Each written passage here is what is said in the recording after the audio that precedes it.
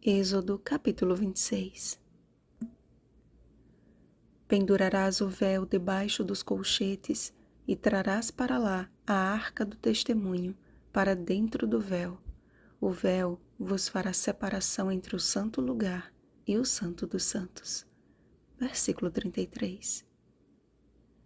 Habituados ao paganismo do Egito, para os filhos de Israel, o santuário seria um tipo de escola da verdadeira adoração. E uma das lições mais importantes que deveriam aprender era a diferença entre o sagrado e o comum. O tabernáculo do deserto, apesar de ser móvel, continha vários elementos que ensinavam esta distinção. As cortinas e colunas, por exemplo, demarcavam os limites a fim de que o povo soubesse até onde poderia ter acesso. O pátio do tabernáculo era o único lugar em que o povo poderia entrar a fim de oferecer os sacrifícios. No lugar santo, primeiro compartimento da tenda, só os sacerdotes e o sumo sacerdote tinham acesso. Já o segundo compartimento, o lugar santíssimo ou o santo dos santos, somente o sumo sacerdote poderia entrar e apenas uma vez por ano, no dia da expiação. Levítico capítulo 23, versículos 26 ao 32. Aprendi algo muito interessante sobre o contexto das cortinas que separavam o acampamento do pátio, o pátio do lugar santo e o lugar santo do lugar santíssimo. A primeira cortina era chamada de caminho, a segunda de verdade e a terceira de vida. Atrás da primeira cortina, caminho, estava o altar do holocausto, representando a morte substitutiva de Cristo e a primeira atitude do converso, aceitar a redenção através do sacrifício de Jesus. Ali também ficava a pia da purificação, representando a Cristo como a água da vida, João capítulo 4, versículo 10, e o segundo passo da conversão, o batismo por imersão. Após a segunda cortina, a verdade, estava a mesa com os pães da proposição, representando Cristo como o pão da vida, João capítulo 6, versículo 35. O candelabro, Cristo como a luz do mundo, João capítulo 3, versículo 19. E o altar de incenso, Cristo, o nosso único mediador, 1 Timóteo capítulo 2, versículo 5. O lugar santo é um símbolo da verdade que deve reger a vida do cristão na busca pela santificação, através do alimento espiritual diário pela palavra de Deus, de uma vida de oração e de fiel testemunho.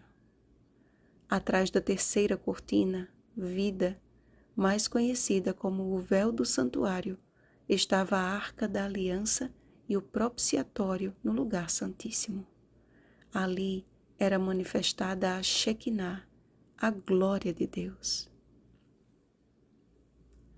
Quando Jesus declarou: "Eu sou o caminho e a verdade e a vida, ninguém vem ao Pai senão por mim", João capítulo 14, versículo 6, ele não proferiu novo ensinamento. Ele materializou nele o que o povo deveria ter aprendido com as lições do santuário. Ninguém poderia entrar no lugar santíssimo e ter acesso ao Pai se não fosse pelo que Jesus realizou no pátio, entregando a sua vida para o perdão dos nossos pecados. Por isso que quando da cruz o Salvador expirou, o véu do santuário se rasgou em duas partes, de alto a baixo. Mateus capítulo 27, versículo 51. Ele não foi rasgado de baixo para cima, como se por obra de mãos humanas, mas de alto a baixo, representando a obra que só Cristo poderia realizar. Todo aquele que aceita Cristo como Senhor e Salvador de sua vida, inevitavelmente entra no santuário. O pátio é lugar de decisão. O lugar santo é lugar de perseverança. E o lugar santíssimo é lugar de vitória. Precisamos avançar de um compartimento para o outro e entrar com Cristo no Santo dos Santos. Ele já garantiu a vitória por nós. Creio que foi olhando para o santuário que o sábio Salomão escreveu. Mas a vereda dos justos é como a luz da aurora, que vai brilhando mais e mais até ser dia perfeito. Provérbios capítulo 4, versículo 18. Pela fé naquele que nos comprou este direito a alto preço, atravessemos as cortinas do santuário e perseveremos até o dia perfeito em que o Senhor nos revestirá com sua glória. Vigiemos e oremos. Bom dia, remidos pelo Cordeiro de Deus.